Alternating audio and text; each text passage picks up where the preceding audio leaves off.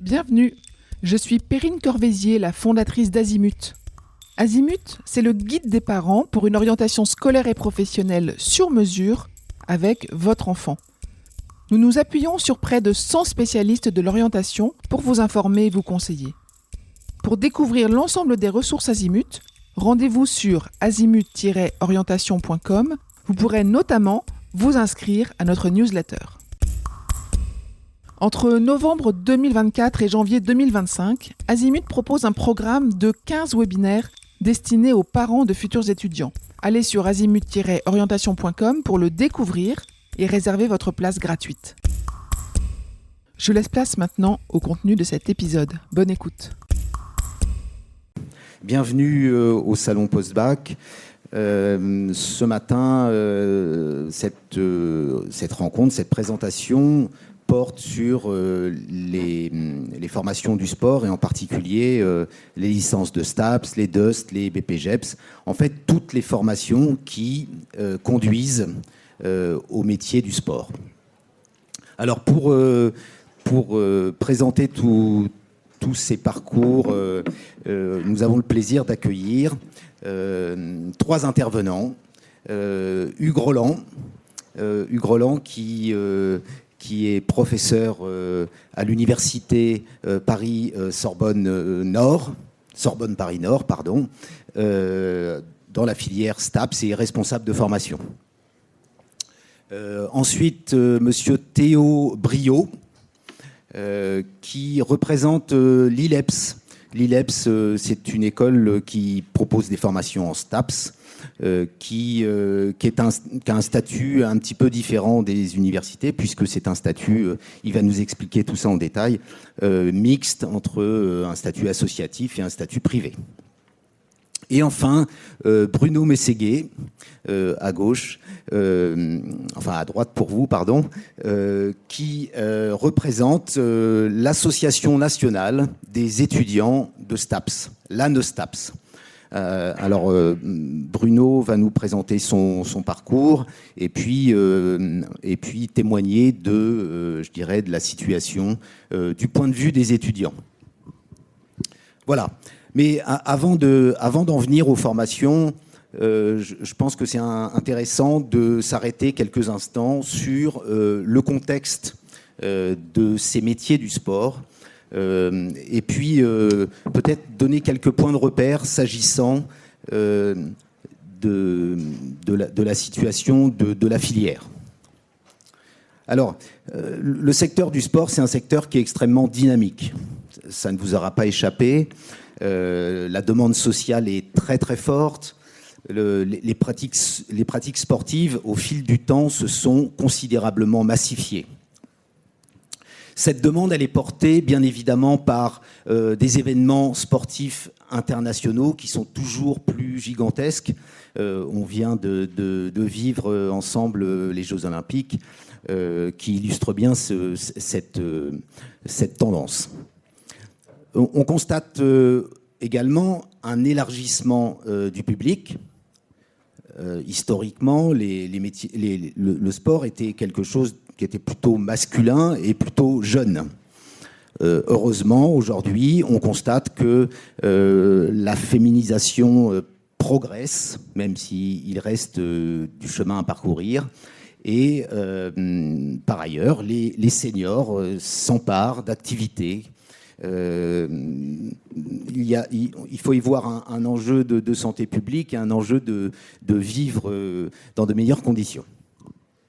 Enfin, le troisième point, c'est la diversification des pratiques.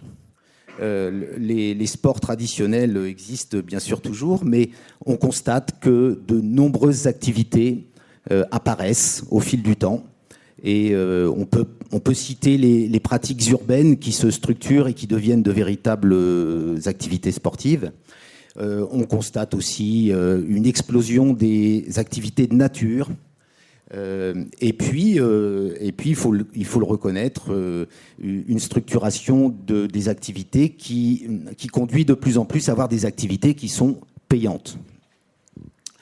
D'une certaine façon, on peut voir un secteur qui est en train de muter et qui est en train de passer du modèle classique du club associatif avec beaucoup de bénévolat à un modèle où le sport devient un objet de consommation. Un objet de consommation, j'ai envie de dire, comme un autre, avec tout ce que cela implique. Voilà pour le contexte en quelques mots. Je vais pas détailler davantage. Maintenant, on va s'arrêter quelques instants sur les métiers, puisque effectivement, vous êtes lycéens, pour la plupart d'entre vous, lycéennes. Vous êtes sans doute, pour beaucoup, en classe de terminale ou de première. Vous allez vous engager l'année prochaine dans une formation avec, même si les contours sont encore flous, je pense que la problématique de l'insertion professionnelle est déjà présente dans votre réflexion. Alors, les métiers du sport, ils sont représentés sur ce schéma. On peut identifier, on va dire, un certain nombre de domaines. Parmi ceux-ci, les métiers qui sont directement en relation avec le sport. Il s'agit évidemment des métiers que l'on connaît tous, l'enseignement, l'encadrement, l'animation, avec des métiers comme professeur de PS, animateur, éducateur sportif. Voilà, ça représente une part très importante des métiers encore, mais bien évidemment, ça n'est pas... les métiers du sport sont finalement assez diversifiés. Toujours en lien avec l'activité sportive, en lien très proche avec l'activité sportive, on a tout le secteur de la compétition et de la performance, avec les métiers d'entraîneur, de cadre technique, etc. Si l'on s'écarte un petit peu de l'activité sportive, on va trouver des métiers techniques qui sont en lien avec le sport. Dans le secteur de la santé, les kinésithérapeutes, les diététiciens ou les éducateurs. Dans le secteur des équipements, c'est un domaine dans lequel, effectivement, il y a un certain nombre de métiers qui ont émergé, qui continuent d'émerger. On est dans la conception, dans la recherche, évidemment, dans le but d'améliorer les pratiques, d'améliorer les performances et de pouvoir diffuser plus largement les activités. Enfin, dans le bas de votre schéma, on a aussi des métiers qui sont en rapport avec la gestion des équipements, et on va en avoir une illustration plus tard, et puis avec le secteur du commerce, de la distribution. Enfin, dernier secteur, un secteur qui s'est aussi beaucoup développé, l'organisation des événements, on va dire l'événementiel autour du sport. Ça rejoint l'idée des Jeux Olympiques et des grands événements internationaux. C'est une tendance qui est très lourde et qui génère effectivement des emplois. Voilà. Je vais peut-être passer la parole à Monsieur Hugues Roland très rapidement pour rentrer dans le vif du sujet et aborder la question des études de STAPS.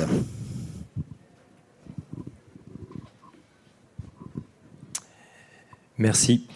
Donc moi je suis directeur du STAPS de l'Université Sorbonne Paris-Nord, campus Bobigny. Donc je vais faire un bref panorama de... Donc les métiers du sport, on vient de les voir, donc je ne vais pas m'attarder là-dessus.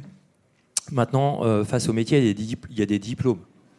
Et donc il faut savoir qu'on est en France dans un pays qui aime l'administratif, et donc on a multiplié les couches, et donc vous avez un certain nombre de diplômes, avec des niveaux de diplômes, que vous pouvez aller chercher, sachant qu'à l'université, c'est le MESRI, ici en haut, à l'université, donc vous avez des diplômes à Bac plus 2 jusqu'à Bac plus 8 finalement, puisque vous pouvez aller jusqu'au doctorat faire de la recherche.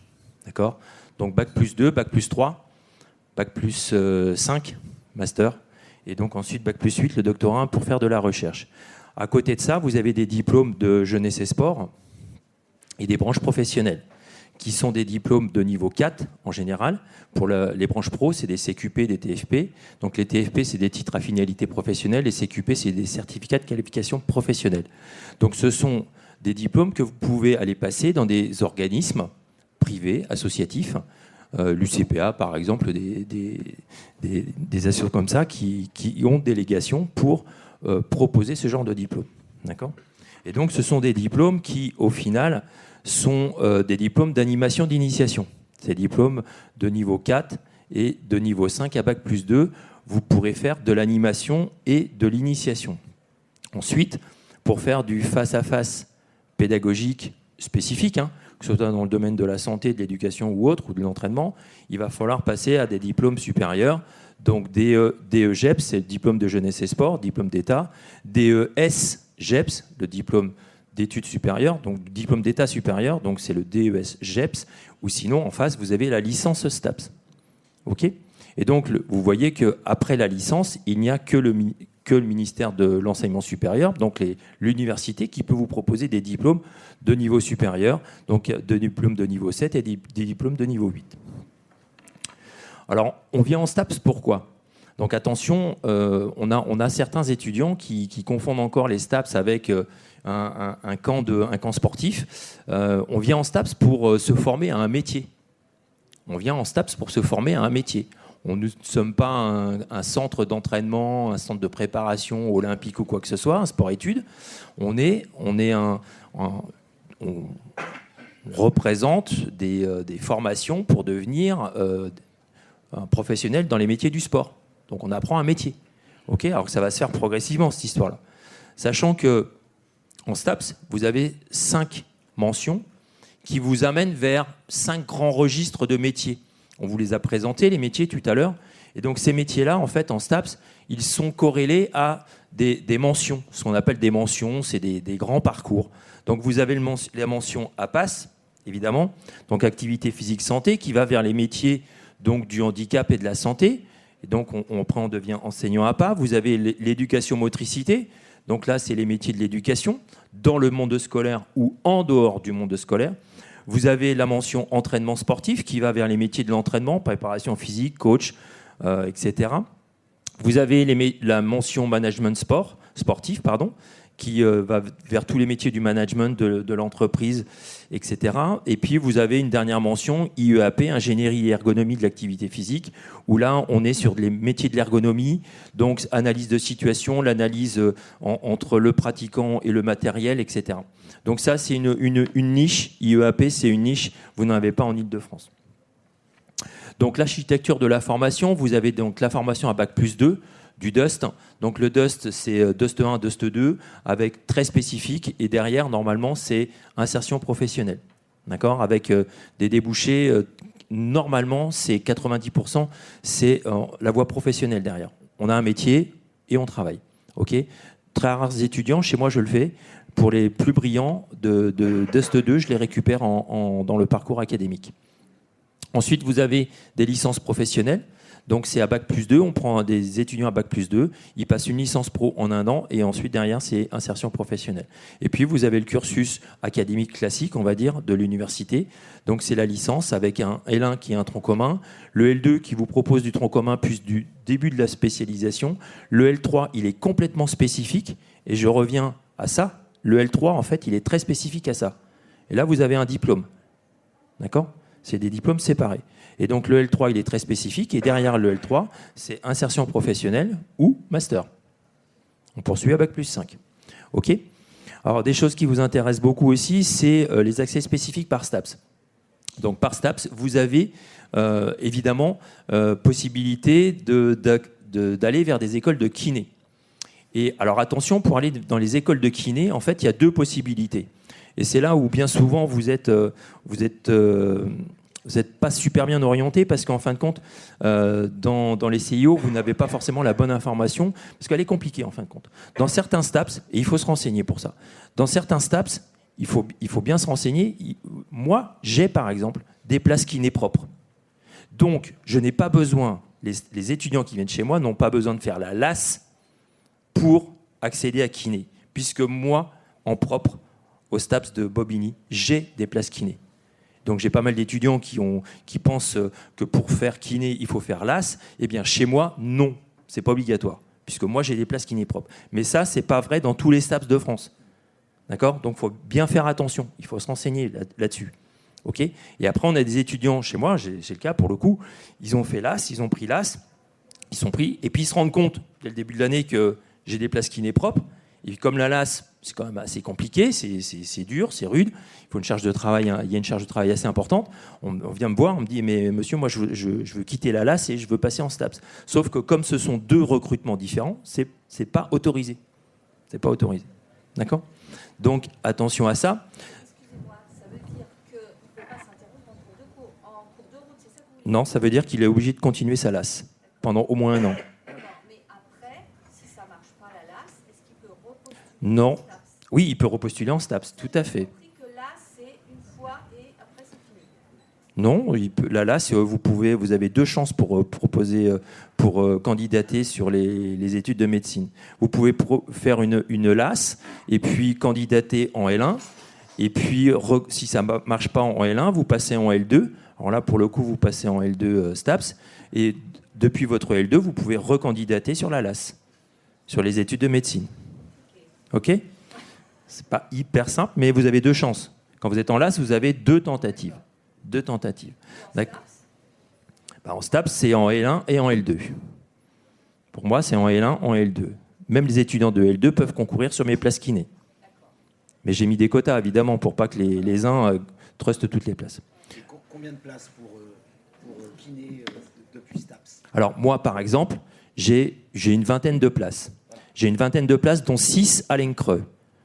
Ça veut dire que j'ai 14 places dans les écoles de kiné privées. Privées, ça veut dire que le ticket d'entrée n'est pas le même. D'accord ? Mais j'ai 14 places dans les écoles kiné de la région. Et donc, j'envoie des étudiants, c'est un classement. Et moi, les étudiants, ils sont en STAPS. J'ai un classement sur des matières spécifiques, anat physio, plus leur licence normale. Et puis, à partir de là, c'est un classement. Et puis, je distribue les places en fonction du classement. Alors, peut-être une question, madame. Par rapport à votre formation, ça correspond au premier schéma. Oui, c'est ça, ici, là. Moi, je suis en violet, là. Moi, je suis là. Mais j'ai ça aussi. Et tous les STAPS, quasiment beaucoup de STAPS en France ont ça. Et là, L1, STAPS, LAS. OK ? Mais la LAS, elle n'est pas uniquement dédiée à kiné. C'est l'accès santé. Donc, ça va maïeutique, odonto, médecine, kiné. D'accord ? Mais ce n'est pas que kiné, la LAS.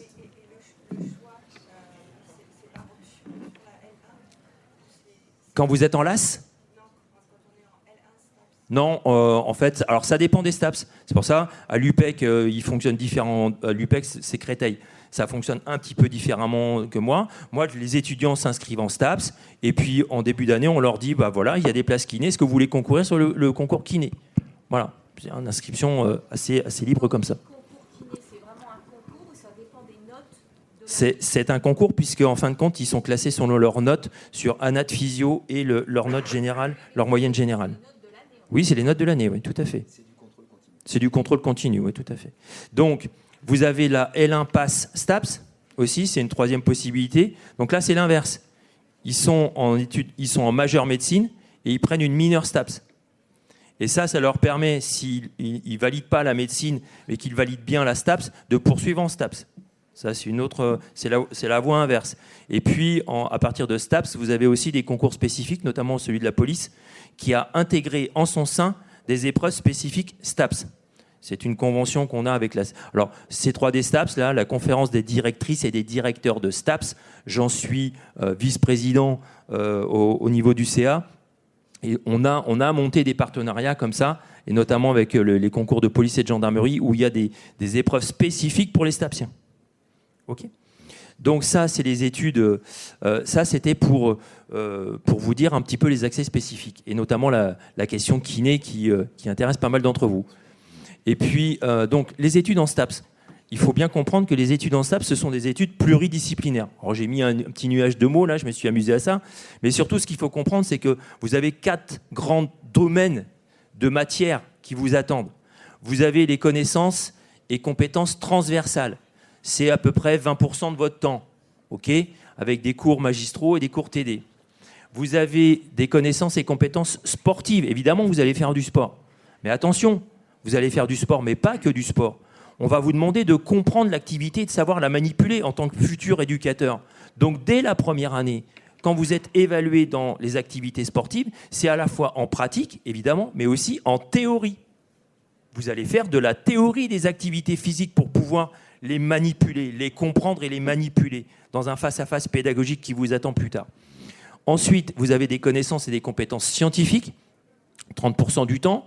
Et puis, vous avez des compétences et des connaissances et des compétences pré-professionnelles qui vous emmènent vers les quatre voies, les 3 ou 4 voies que je vous ai mentionnées précédemment. D'accord ? Donc, attention, j'ai 2 petites bulles là. Donc oui, on a des aménagements en STAPS pour les SHN et les sportifs et donc les sportifs de haut niveau et les salariés. Donc là, on est en capacité d'aménager les études pour ces étudiants à profil particulier. Et puis vous avez, parce que ça vous intéresse sur Parcoursup, vous allez pouvoir être pris en oui-si. Vous allez pouvoir recevoir une proposition Parcoursup oui-si. Alors le statut oui-si, en fait, c'est un statut un peu spécifique. On sent une fragilité, on vous dit oui, mais vous engagez à suivre le programme qu'on va vous donner. Et ce programme, c'est un programme de remise à niveau et un programme d'accompagnement. Il est obligatoire. Un étudiant qui ne joue pas le jeu du oui-si et qui ne valide pas son année, on est en droit de ne pas le faire redoubler. D'accord ? Donc le oui-si, c'est un oui si tu t'engages à suivre le petit programme qu'on va te donner pour te permettre de réussir. C'est ça l'idée, hein ? C'est de permettre de réussir, pas pour embêter, c'est pour permettre de réussir. Donc les bases pour réussir en STAPS, vous l'avez compris, hein, il faut des compétences scientifiques, il faut des compétences sportives, il faut avoir un projet, il faut être motivé et se dire oui, moi je vais vers les métiers du sport et il faut y aller vers ça. Et il faut se sentir capable et avoir envie de faire ça. Il faut évidemment disposer aussi de compétences en matière d'expression écrite et orale. D'accord ? Puisqu'il y a les 2 versants. Et donc ça m'amène à Parcoursup. Ça m'amène à Parcoursup. Et donc là, je vous ai mis les bases pour rentrer en STAPS. Là, c'est pour rentrer en STAPS. Donc en fait, Parcoursup, on a un algorithme national. Je dis le mot. Oui, on a un algorithme. Et puis derrière l'algorithme, il y a des commissions qui vont travailler. Donc il y a des humains, il y a des personnes qui vont travailler à la suite et en complément de l'algorithme. Donc qu'est-ce qui se passe ? Et c'est un algorithme qui a été construit de manière, on va dire, intelligente. Évidemment, on peut être bête et méchant, mais là, nous, on a construit en STAPS, nationalement, quelque chose qui permet de sélectionner les dossiers et de noter les dossiers en fonction des attendus. Les 5 attendus sont là, en fonction de ce qui nous permet de penser que l'étudiant va réussir en STAPS. Ça fait écho à ça. Nos attendus font écho à ça. D'accord ? Donc, on a construit nos attendus par rapport à ça. Et donc, on va chercher vos notes dans le domaine scientifique. D'accord ? COEF 40. On va chercher vos notes dans le domaine littéraire et argumentaire. COEF 40. On va chercher vos notes dans le domaine sportif. Et attention, donc ça, c'est les notes de PS. Donc là, vous n'avez rien à faire. L'algorithme va chercher les notes. Mais après ça, attention, au niveau sportif, c'est le premier point d'attention sur Parcoursup pour vous. On va vous demander de répondre à un questionnaire sur votre niveau sportif en dehors de l'école, évidemment. Donc ça va du niveau loisir au niveau sportif de haut niveau. Donc si vous répondez « je suis niveau loisir », évidemment, ça va rapporter moins de points qu'un sportif de haut niveau. Puis entre-temps, vous avez le niveau départemental, le niveau régional, il y a le niveau... Alors, on considère le niveau UNSS et le niveau fédéral. D'accord ? Et donc, si vous répondez « moi, je suis niveau régional en foot, par exemple », au hasard, au foot, par exemple, je suis niveau régional, vous cochez la case, vous répondez ça, nous, on attend une attestation. On attend une attestation. Vous, c'est du déclaratif. Donc évidemment, vous comprenez bien qu'on ne peut pas uniquement se baser sur du déclaratif. Donc on attend une attestation, une preuve. Pas d'attestation, pas de point. Retenez bien ça. Pas d'attestation, pas de point. J'espère que ça a bien imprimé parce que chaque année, on a pas mal d'étudiants qui se disent, parce que nous, on n'a aucune preuve derrière, qui se disent « moi, je suis niveau national », on n'a pas de preuve. S'il n'y a pas de preuve, il n'y a pas de point. D'accord ? Et ça peut vous faire très très mal sur votre score final. Ok ? Une question. J'ai un petit QR code à la fin, je vous inviterai à le prendre en photo, parce qu'on a un modèle d'attestation. Mais l'attestation, en dehors du modèle, l'attestation peut très bien être... Donc on attend une attestation. Une attestation, qu'est-ce que c'est ? C'est un document signé, tamponné par une autorité. Voilà. Donc, vous êtes dans un club de foot, vous allez voir le président ou même l'entraîneur ou le directeur technique, il fait un papier, je sous-signé X, directeur technique du club 2, atteste que X, Y, joue bien au niveau national, signé, tamponné, daté, signé, tamponné. À partir de là, on prend. D'accord ? Donc là, il y a attestation. Attention, dans le domaine des responsabilités associatives citoyennes sécurité, là aussi, il y a un questionnaire et une attestation à donner. D'accord ? Et c'est le même principe. Donc, si vous déclarez que vous avez été, je vais faire le plus bas, un des plus bas de niveau qu'on retient, c'est par exemple délégué de classe. Délégué de classe rapporte des points. D'accord ? Mais oui, parce que c'est intéressant d'être délégué de classe. Pourquoi ? Parce que ça veut dire qu'on a été au service de la communauté, on a pris des responsabilités dans sa classe, dans l'établissement, et ça, c'est très intéressant.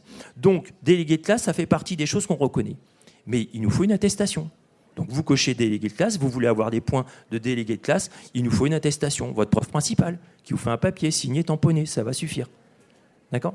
Donc, et puis le dernier point, c'est la fiche à venir, c'est méthode, autonomie, c'est ça, c'est le lycée qui le remplit et ça, on en tient compte. OK ?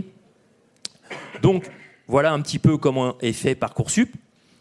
Concernant vos spécialités, vous avez compris que COEF 40, domaine scientifique, COEF 40, domaine littéraire, dans vos spécialités, ce qu'il est recommandé, puisqu'on a pas mal de sciences en STAPS, ce qui vous est recommandé, c'est d'avoir au moins une spécialité scientifique. Attention, pour ceux qui seraient éventuellement intéressés par l'EPPCS, donc c'est la spécialité sport et culture, la spécialité EPS, on va dire, pour faire très court, elle fait partie des spécialités scientifiques. On l'a mis dans les spécialités scientifiques. D'accord ? Donc, il est recommandé d'avoir une spécialité scientifique, mais, je veux absolument que vous reteniez ça. Ce qui est important, c'est vos notes. Parce que là, on va chercher vos notes de première et du premier semestre de terminale. Donc, ce qui est important, c'est les notes. Donc, même si vous êtes arts et lettres, deux spécialités littéraires, avec des meilleures notes que si vous aviez choisi maths, c'est ça qui est important. Allez, choisissez les spécialités dans lesquelles vous êtes bien et dans lesquelles vous allez pouvoir avoir de bonnes notes. C'est plus important de se dire il faut une spécialité scientifique pour aller en STAPS, je vais prendre scientifique, je vais prendre maths, et puis en fin de compte, vous allez prendre un carton. Non, il vaut mieux prendre français et avoir de très bonnes notes que de prendre maths et d'avoir, ou sciences éco, ou peu importe. D'accord ? Donc ça, c'est important. Ce sont vos notes.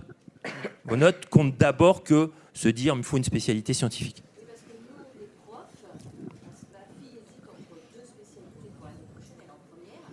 Les profs vous conseillent une spécialité où a priori elle est moins bonne qu'une autre. Eh bien, au regard de notre algorithme et de la façon dont on sélectionne, va mieux falloir qu'elle prenne une bonne note dans une autre spécialité. Et là, si je peux me permettre, en tant qu'étudiant, en tout cas, c'est en fait surtout au niveau des facilités qu'on va avoir derrière dans notre première année avec le tronc commun que ça va vraiment jouer en fait ces spécialités-là, plus que comme a pu le dire Monsieur Roland sur l'entrée sur Parcoursup, ça change rien, mais sur la facilité que nous on va avoir derrière, forcément si on a un esprit scientifique plus développé au niveau maths, physique ou SVT, en biologie, physiologie, biomécanique ou autre, on aura plus de facilité parce qu'il y a certaines redites qu'on va pousser un peu plus loin et avec un aspect sport. Mais pareil, il y a de l'histoire du sport, donc si on a plus un volet littéraire, on s'y retrouvera aussi sur d'autres matières en fait. Et juste pour compléter du coup l'intervention de mes deux collègues, sur les spécialités, j'insiste bien, du moins sur les licences TAFS, il n'y a pas de prérequis, c'est uniquement des plus-values. Donc là, comme a dit mon collègue M. Roland, choisissez bien des spécialités dans lesquelles vous serez avant tout à l'aise. Voilà. Il ne s'agit pas d'être malheureux au lycée et de vivre une année compliquée parce qu'on a choisi une spécialité qui ne vous convient pas. Donc choisissez les spécialités qui vous conviennent, vous aurez des meilleures notes et vous allez optimiser vos chances de pouvoir rentrer en STAPS. C'est comme ça que ça marche en fait. Ça marche peut-être, vous êtes sport, mais sur les autres filières. Alors, cette recommandation, elle est valable finalement dans toutes les disciplines, puisque la façon d'arbitrer la sélection à l'entrée dans les universités ou dans les écoles repose toujours sur le même principe, c'est qu'effectivement, on va recruter des étudiants, des futurs étudiants qui sont à l'aise, qui sont performants, qui sont brillants dans leur discipline. Alors, juste pour compléter la réponse, c'est que en STAPS, en fait, il y a plusieurs moyens de réussir. Il n'y a pas une voie de réussite. On peut, quelqu'un qui est littéraire, et on va écrire, on va formaliser, on va devoir rédiger des choses, argumenter, etc. Donc quelqu'un qui sort de littéraire, là-dessus, il aura un train d'avance éventuellement sur le matheux. Mais à l'inverse, on va avoir aussi beaucoup de sciences, mais des sciences dures, là, donc des sciences bio, de la nat, de la physio, de la bioméca. Et là, c'est peut-être que quelqu'un qui est issu du domaine scientifique, il aura plus de chances. Mais quand on fait de la socio ou de la psycho en STAPS, bon bah voilà, le domaine littéraire, il va aussi beaucoup aider. Donc, vous voyez, il y a différentes façons de réussir. Et c'est ça que nos attendus reprennent aussi, nos attendus de Parcoursup. C'est que ici, là, en fait, nos attendus de Parcoursup, ils tiennent compte des différents profils. Ça me permet de dire une chose, c'est qu'on recrute aussi en STAPS. Moi, je continue de recruter des étudiants issus de la voie professionnelle. Très, très peu. Hein. Dans la licence académique, très, très peu. Mais il n'empêche que quelqu'un qui est issu d'un bac pro, le domaine scientifique, il ne va pas scorer. Bon, pas beaucoup en tout cas. Hein.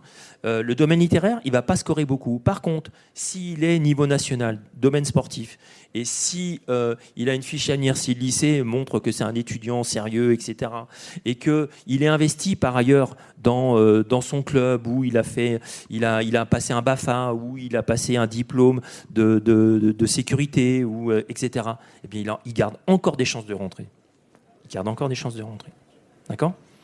Parce que, juste pour compléter, du coup, ce qu'a dit M. Roland par rapport du coup, à la licence TAPS, il ne faut pas oublier que c'est une licence qui est pluridisciplinaire, donc qui englobe plein de disciplines différentes. Du coup, pour compléter aussi la réponse, et que par rapport à ça, je prends mon exemple personnel, hein, parce que voilà, je suis responsable de formation maintenant, mais j'ai fait moi-même une licence TAPS, un master en STAPS après. J'étais, alors pour les plus vieux, du coup, les plus jeunes, vous ne connaissez pas trop, mais j'étais issu du bac économique et social. Je suis arrivé en première année, je me suis retrouvé avec de l'anatomie, de la biomécanique. Je me suis mis à niveau, mais je pouvais compenser avec d'autres matières en attendant de me mettre à niveau.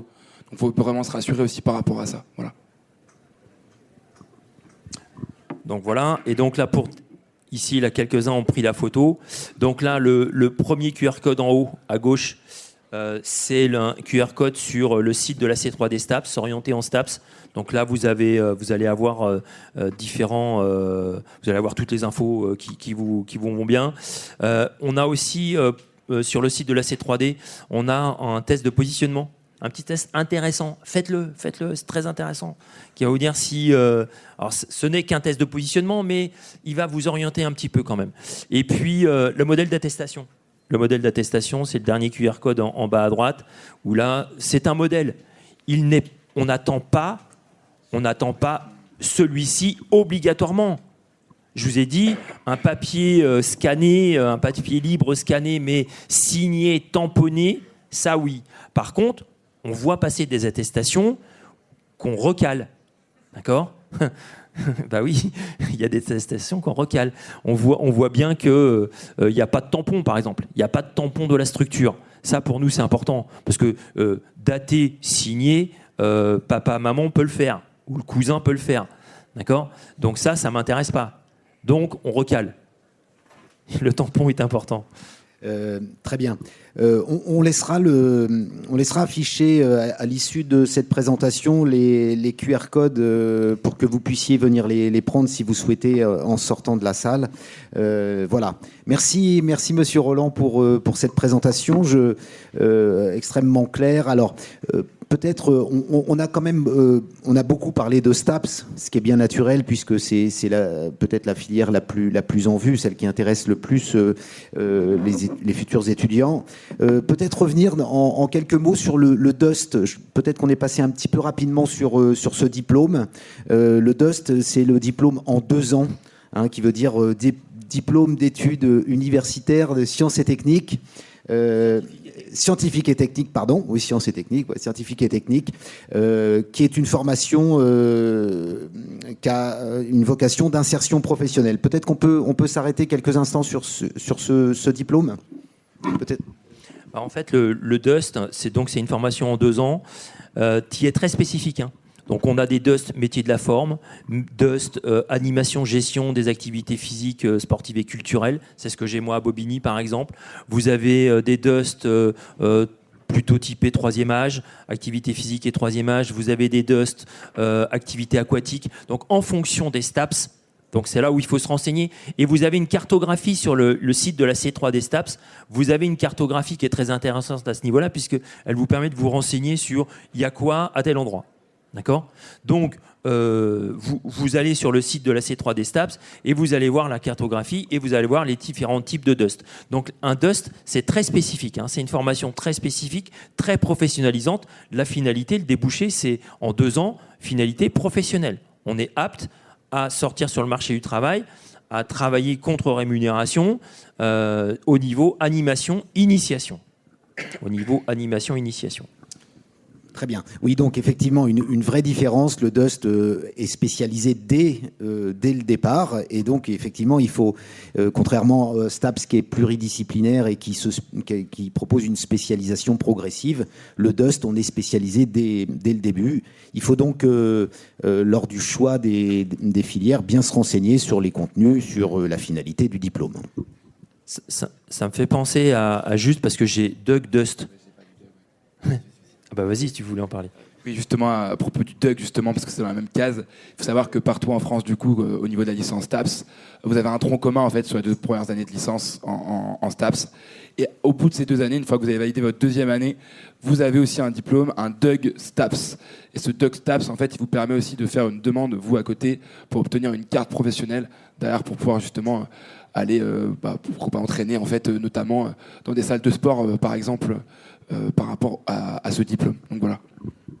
Le DUG, c'est un diplôme professionnel. Okay, une carte professionnelle. Donc, on peut travailler. Dès qu'on a en poche sa 2e année de STAPS, on a finalement un diplôme avec une carte professionnelle qui permet de bosser contre rémunération. En niveau initiation, animation. Hein. Il y avait une question ici.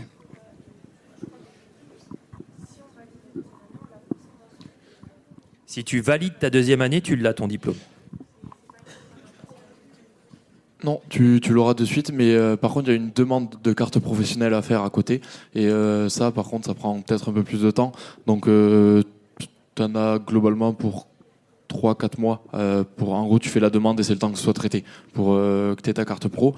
Et nous, on aime bien l'appeler dans le milieu un BAFA+, dans le sens où en fait, tu as les mêmes prérogatives qu'un BAFA, sauf que tu peux rajouter à ça un aspect plus sportif et pas uniquement d'animation, mais bien d'animation sportive.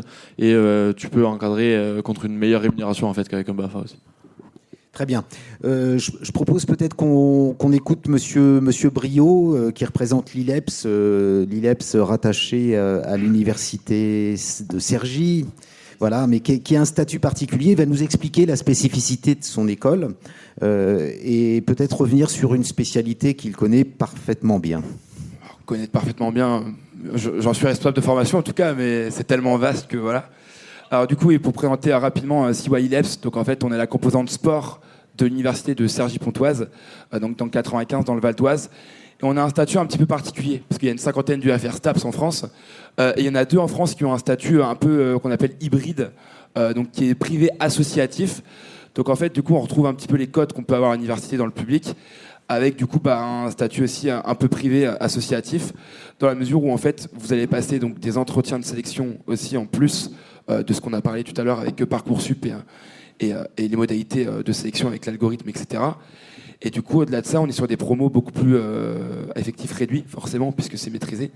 Donc, alors je ne sais pas si toi, en licence TAPS, combien t'en as en première année, à peu près? J'ai 300 places. Moi, je fais partie des STAPS moyens petits. Ouais, voilà, plutôt moyen petit, parce que sur certains STAPS, on peut être sur 500 voire 600 places. Je pense notamment à Nanterre, juste à côté d'ici. Et nous, typiquement, vous voyez, Paris-Cité aussi également, nous, on est sur 180 places. Donc, vous voyez, c'est effectif réduit déjà. Et au-delà de ça, du coup, il y a un encadrement. Enfin, vous retrouvez un petit peu les codes de l'école privée, etc. Donc ça, je vous invite vraiment à vous renseigner. Vous pourrez aussi venir sur notre stand, hein, et sur les différents stands aussi. Justement, on est présent aussi aujourd'hui là sur les différents stands pour poser davantage de questions par rapport à ce statut. Et au-delà de ça, après, nous, on propose par exemple que 2 mentions. On parlait des options PASS, des options LAS, etc. avec le kiné. Nous, on n'a rien de tout ça. On propose 2 mentions, donc éducation motricité, qui a pour finalité d'être professeur de PS sur les principales débouchés, et la mention management du sport. Et là, donc, c'est là où votre intervenant parle de management du sport. Je suis moi-même responsable de formation management du sport. Et là-dessus, vous avez, alors, on est un peu pris par le temps du coup, mais vous avez énormément de débouchés possibles. Je pense que c'est la mention, parmi les 5 mentions en STAPS, où vous avez le plus de débouchés possibles. Et vous allez pouvoir évoluer notamment dans tout ce qui est donc, événementiel sportif, on en parlait, dans les différents domaines d'activité tout à l'heure, mais aussi bien en mairie que, par exemple, on a eu un gros événement, là, je ne sais pas si vous avez suivi au mois de juillet ce qui s'est passé, les Jeux Olympiques accessoirement, rien que ça. Voilà. Donc c'est tous ces métiers-là, en fait, où vous pouvez travailler, les métiers un peu de l'ombre, où on ne voit pas forcément la télé, mais où on a besoin vraiment de gens et où ça recrute vraiment à tour de bras là, ces dernières années, et d'autant plus avec l'essor des Jeux Olympiques et des événements sportifs internationaux. Voilà, pour un rapide tour du coup par rapport à ça. Merci monsieur. Oui. Alors c'est CY ILEPS du coup, non, CY ILEPS, voilà. ILEPS, ILEPS, voilà. Institution libre d'éducation physique supérieure. Qui est donc rattachée à l'université de Cergy. On est la composante sport. Voilà. J'en profite pour rappeler que sur l'Île-de-France, on a donc, s'agissant des STAPS, une offre de 8 établissements qui proposent cette filière avec, comme vous l'avez dit, des spécialités qui ne sont pas présentes partout et on va dire des spécialités annexes qui sont elles aussi pas présentes forcément. Donc on a 7 universités publiques qui propose la filière, plus l'ILEPS qui est dans ce statut hybride, avec évidemment pour ce qui concerne l'ILEPS des droits d'inscription qui sont pas les mêmes que oui, dans voilà, le public. Parce qu'on a un encadrement, il y a un suivi derrière et il y a une construction plus approfondie du projet professionnel puisqu'il y a moins d'étudiants, donc on peut passer plus de temps avec eux forcément. Oui, monsieur.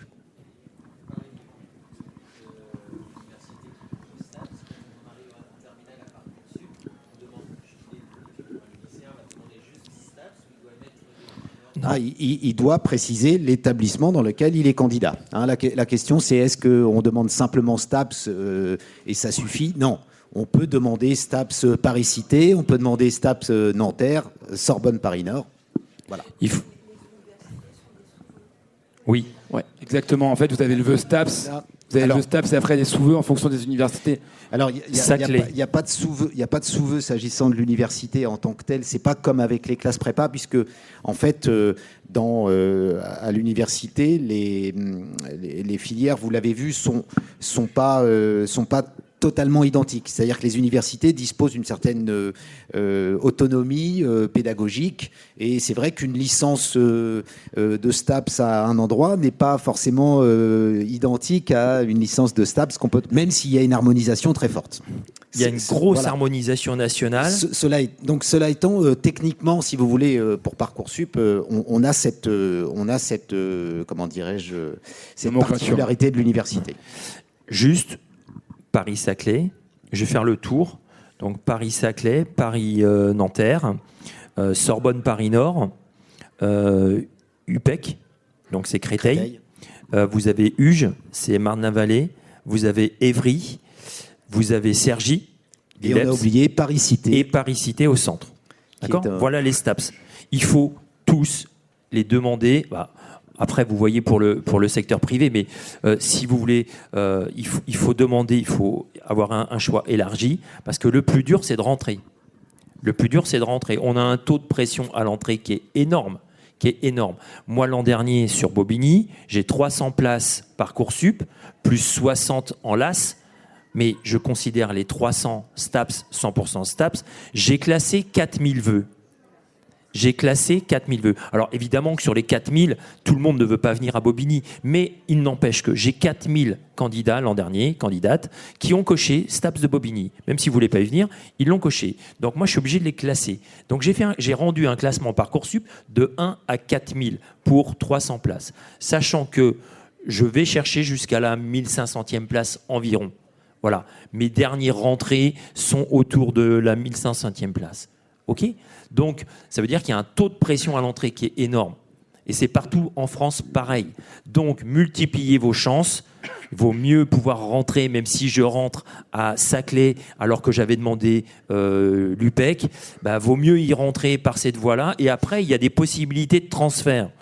une fois qu'on est en première année à Saclay, j'ai fait ma première année à Saclay, le transfert de dossier universitaire, ça existe pour pouvoir aller poursuivre ses études ailleurs. D'accord ? Mais le plus dur, c'est de rentrer. Il y a une question devant.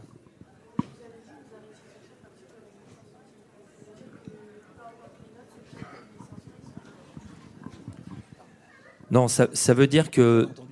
Ouais, j'ai entendu. Donc, Vous pouvez répéter la question ? oui, donc après la 1500e place, ça veut dire qu'on va pas regarder les notes, c'est ça ? En fait, toutes les notes sont regardées. Tout le monde est regardé. Nous, on fait un classement de 1 à 4000. Je reprends mon exemple de l'an dernier. Je fais un classement de 1 à 4000 en fonction des notes. Et les notes, les dossiers sont notés par rapport à ça.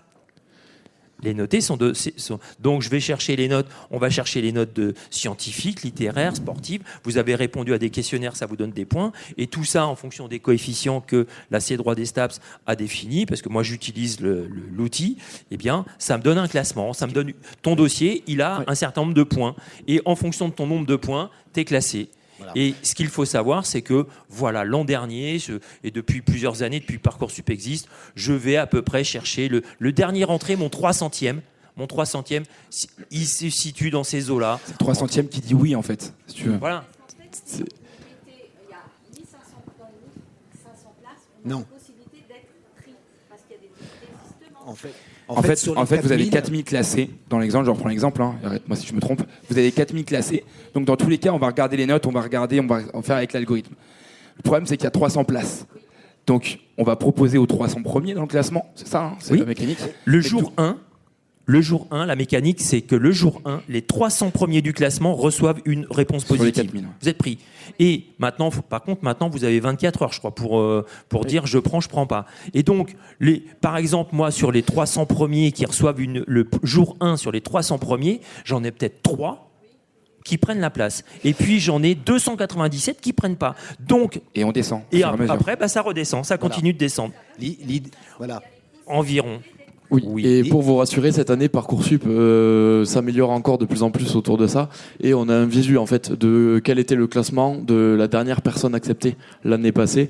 Donc, en fait, moi, le premier, j'étais sur liste d'attente le premier jour sur Parcoursup. Panique, parce que forcément, on sort du bac, ainsi de suite, il y a des attentes. Et j'étais 300e et je me suis dit, mais jamais je vais être pris.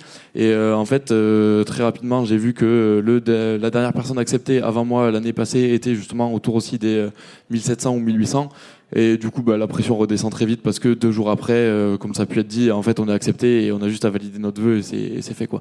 Le 301e, il est en liste d'attente le premier jour. Bon. Très bien, merci. Alors,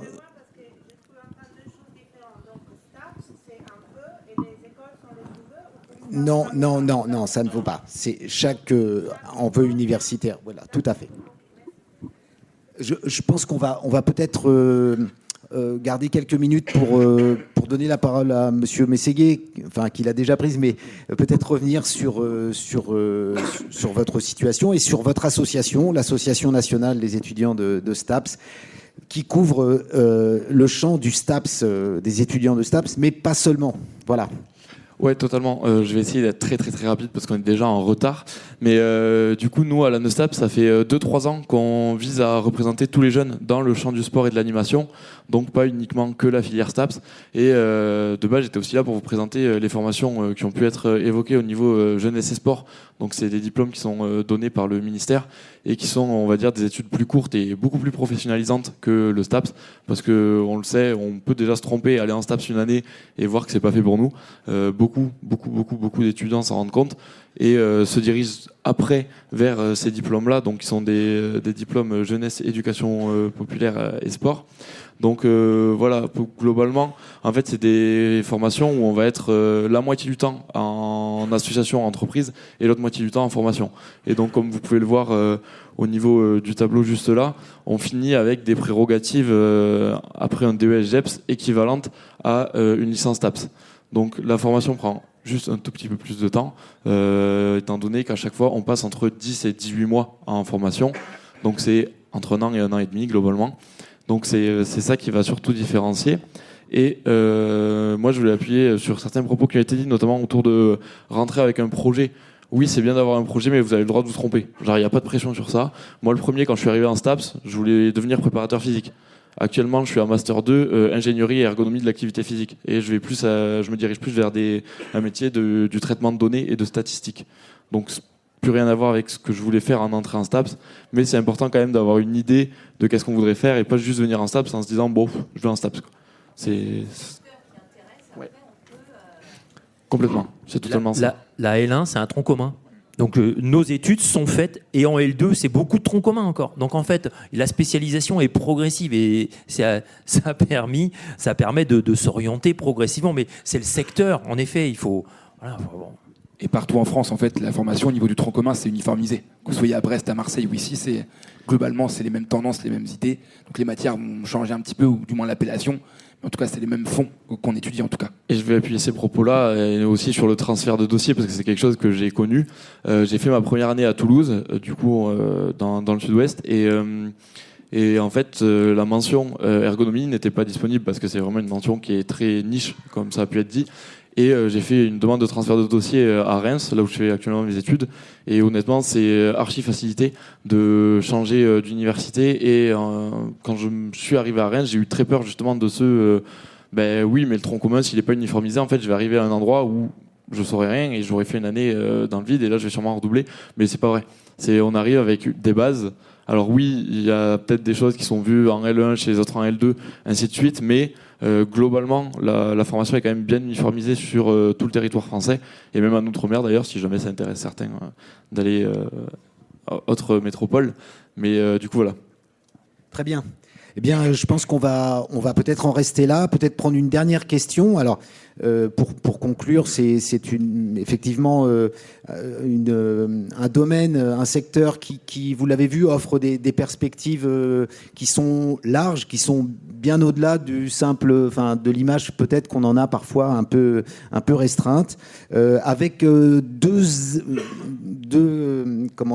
acteurs bien identifiés. D'un côté, l'éducation nationale avec les formations de type universitaire, enseignement supérieur, STAPS, DUST, etc.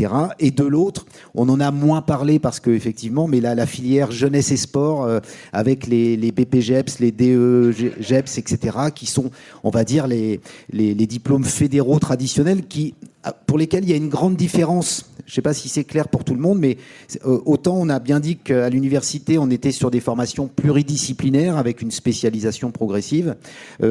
S'agissant des diplômes jeunesse et sport, on est généralement spécialisé dans une discipline sportive. C'est le métier d'éducateur sportif qui est un petit peu la référence du domaine, c'est-à-dire qu'on se spécialise dans une discipline, dans le but de l'enseigner, d'encadrer, etc., dans la filière traditionnelle des clubs. Voilà. On a vu aussi qu'il y avait quelques possibilités du côté de la kiné. Alors juste quelques mots. C'est vrai que c'est compliqué l'histoire de kiné. Il faut pas que ça vous inquiète plus que ça. Il y a effectivement une coexistence de l'ancien système avec des concours vers des écoles privées de kiné, mais c'est vrai que il y a une cohabitation qui complexifie un peu la situation. Voilà, mais des perspectives existent néanmoins de ce côté-là. Et je vous invite à venir dans les CIO pour vous renseigner à ce sujet si vous avez des questions. Voilà. Peut-être, madame, une dernière question ?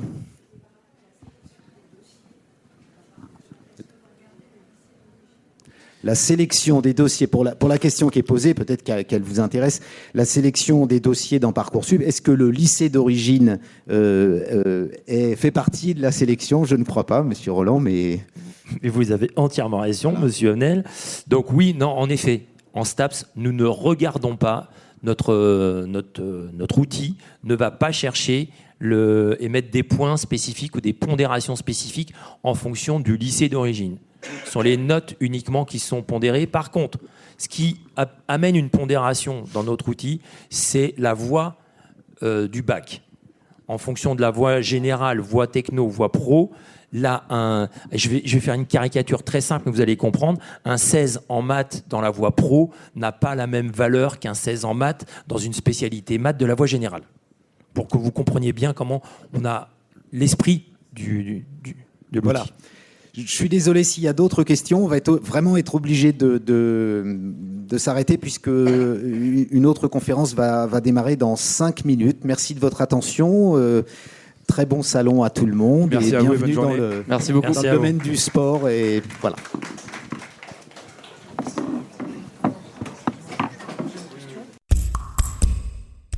Je vous retiens quelques instants. Vous écoutez peut-être sur Apple ou sur Spotify ou sur Deezer ou sur une autre application de podcast. Je voulais m'assurer que vous connaissiez l'existence de notre site azimut-orientation.com.